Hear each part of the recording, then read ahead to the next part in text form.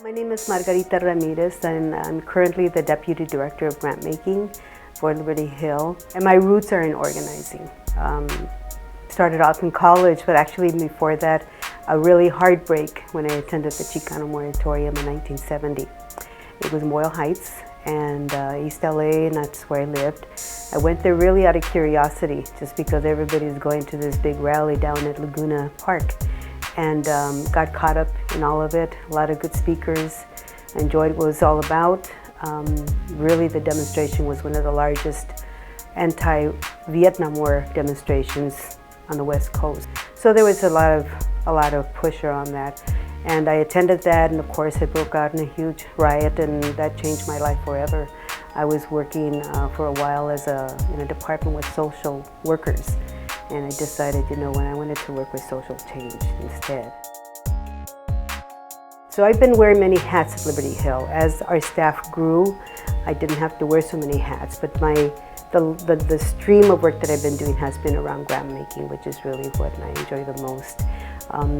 And we, at one point, had about 5 different funds at Liberty Hill. We had a seed fund, which supported emerging and new organizations, startup organizations. That was really our call to fame at the time, because foundations do not like to fund upstart organizations that don't have budgets, that don't have a track record, that don't have history. We thought, these organizations may not all have that, but they have leadership, and they have a vision, and they have a base, and they just don't have money, and we need to support them and help them build their capacity to do the work. I think when we first funded Cadre, for example, they were just beginning to look at these issues around school discipline. I think they were one of the first. There was another organization, I think it was LA Metro Churches, that was also looking at the same thing in South LA. And first time I heard about push-out, for example, I used to hear about drop-out. I never used to hear about push-out.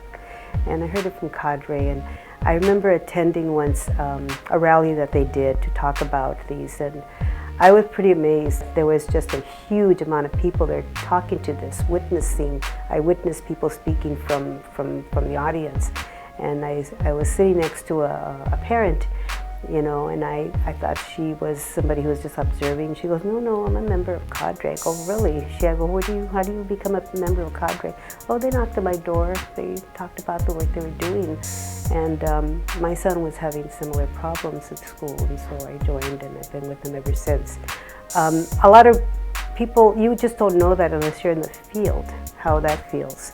And organizations, when they first started, they didn't have a lot of money. We gave them their first grant to hire, a staff person, and I think they're one of the few organizations that doesn't just get at a point of changing policy, but monitors it and implements it and follows the work very well.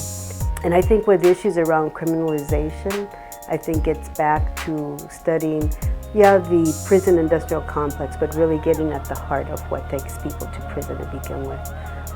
Why the school to prison pipeline and stopping that pipeline is so critical.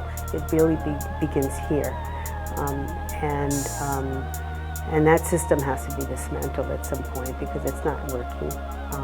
And we have to do something on our end just to keep people from getting into that. When I came on board, I really didn't know much about foundations. I didn't know what they were, what they did. But I learned that after time, and I've been working at Liberty Hill ever since, because it resonates with me. It fulfills my own desires and hopes and dreams around social justice. And I've never found any reason to leave. I just enjoy the work.